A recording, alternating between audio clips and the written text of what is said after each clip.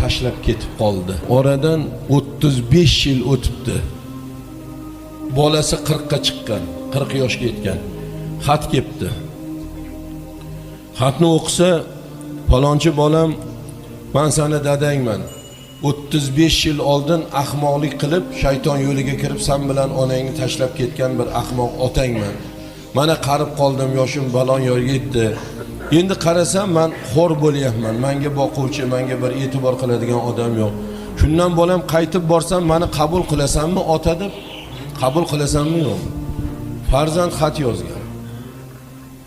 Javob yozgan. Yana otadan xat keldi, demak, men falon kuni falon poyezdda boraman, meni kutib olgin, vokzalga chiqib degan bir xat keldi. Demak, kelavering deganda endi. Endi chiqaman desa, 5 yasharligida ketgan otani siymosini eslolmaydi. Tashqi ko'rinishini eslolmaydi, tanimaydi chiqqan bilan.